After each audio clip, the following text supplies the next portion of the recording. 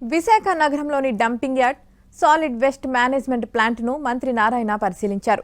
ప్లాంట్కు సంబంధించి దుర్వాసన ఉండకూడదని, ఇతర దేశాల్లోని విధానాన్ని ఇక్కడ అమలు చేయాలని సూచించారు. మరోవైపు రుషికొండ భవనాలపై సీఎం చంద్రబాబు దృష్టి సారించారని, అందరితో చర్చించి త్వరలో నిర్ణయం తీసుకుంటారన్నారు.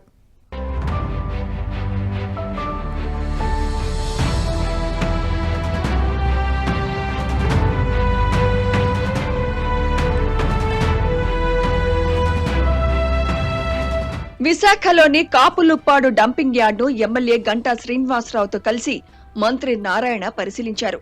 అక్కడ సాలిడ్ వేస్ట్ మేనేజ్మెంట్ ప్లాంట్ ను సందర్శించారు. జీవీఎంసీ కమిషనర్ అధికారుల ద్వారా డంపింగ్ యార్డ్ ప్లాంట్ నిర్వహణ తీరును తెలుసుకున్నారు. విశాఖ వాసులకు ఎలాంటి ఇబ్బందులు లేకుండా చూడాలని ఆదేశించారు.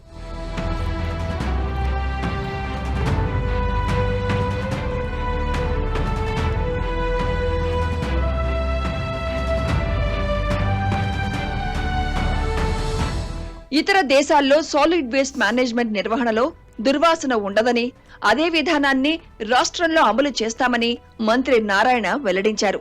అందుకు సంబంధించిన ఏర్పాట్లు, ప్రణాళికలు సిద్ధం చేయాలని అధికారులకు సూచించారు. ప్రభుత్వ పరంగా తోడ్పాటు అందిస్తామని తెలిపారు.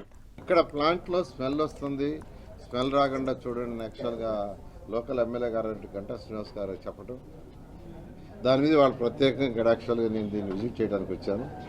ఎందుకంటే నేను టోక్యోలో, సింగపూర్లో ఇక్కడ పర్యటించినప్పుడు అక్కడ స్మెల్ రావట్లా.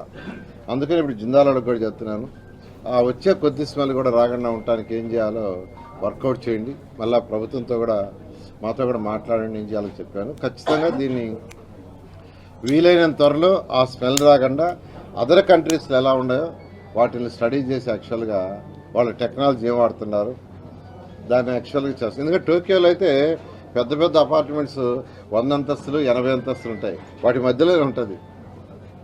మేము చూసి వచ్చాం, నేను ముఖ్యమంత్రి గారు కూడా ఆ రోజు చూసి వచ్చాం. అందువల్ల వాళ్ళకు కూడా చెప్తున్నాం, అవి కూడా స్టడీ చేయండి, వాళ్ళు ఎలా చేస్తున్నారో చేస్తే ఆ విధంగా ఏదైనా మార్పులు చేర్పులు చేయండి. దాని నుంచి ప్రభుత్వం నుంచి ఏం సపోర్ట్ కావాల్సిన చేస్తామని తెలియజేస్తాను. అందుకే గతంలో ప్రభుత్వ స్థలాలు ఆక్రమించి నిర్మాణాలు చేశారని మంత్రి నారాయణ అన్నారు. అక్రమ నిర్మాణాలను వదులుకోవాలని పిలుపునిస్తున్నామని, నిర్మాణాలు వదులుకోకపోతే తామే స్వాధీనం చేసుకుంటామన్నారు. ఆక్రమించి నిర్మించిన భవనాల్లో కొన్నిటిని ఇప్పటికే కూలగొట్టామని తెలిపారు.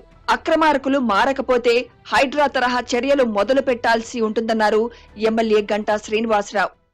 రాష్ట్రంలో 123 మున్సిపాలిటీస్ ఉంటే ప్రతి దాంట్లో ఏదైతే ప్రభుత్వ స్థలం పార్కులు కావచ్చు 100% ఎవరైనా వదిలేయాల్సిందే.